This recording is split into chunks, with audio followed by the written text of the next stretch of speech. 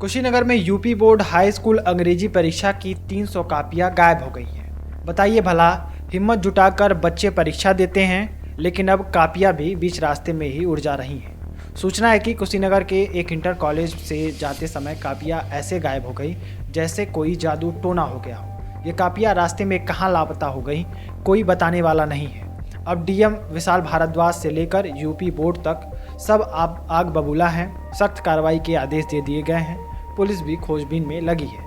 और तो और 12 मार्च को इस परीक्षा को फिर से करवाने का ऐलान भी हो गया है। लेकिन सवाल उठता है, यह सब गलती से हुआ कि कोई बड़ा खेल चल रहा है? यूपी बोर्ड परीक्षा में पहले ही नकलचियों और मुन्ना भाइयों का बोलबाला था, ऊपर से अब कापी चोरी का भी नया खेल शुरू हो गया है क्या? मामला जनता इंटर कॉलेज सोहसा मठिया का है, जहां शुक्रवार को पहली पाली में हाई स्कूल के छात्रों ने अंग्रेजी की परीक्षा दी। नियम के अनुसार इन उत्तर पुस्तिकाओं को संकलन केंद्र यानी बुद्धा इंटर कॉलेज तक पहुंचाना था, लेकिन हुआ कुछ और। रास्ते में कापियां हवा हो गई। परीक्षा केंद्र व्यवस्थापक कपिल देव प्रसाद को ये जिम्मेदारी सौंपी गई थी, पर रास्ते में ऐसा क्या हुआ कि 300 कापियां जादू से गायब हो गई।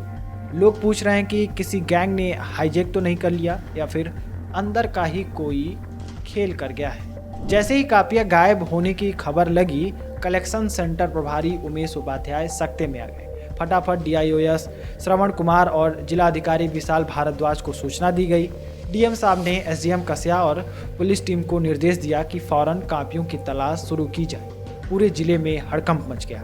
इसका असर ये हुआ कि अब केंद्रीय व्यवस्थापक पर गाज गिर चुकी है। सूचना है कि उन्हें हटाने के साथ साथ एफआईआर दर्ज कराने की भी तैयारी चल रही है।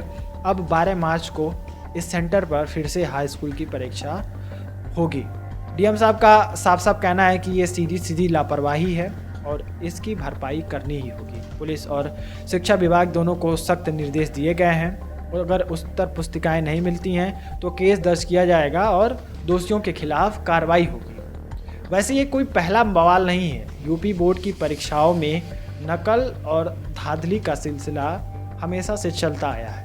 यूपी बोर्ड परीक्षाओं को लेकर अब तक कुल 84 एफआईआर दर्ज कराई गई हैं।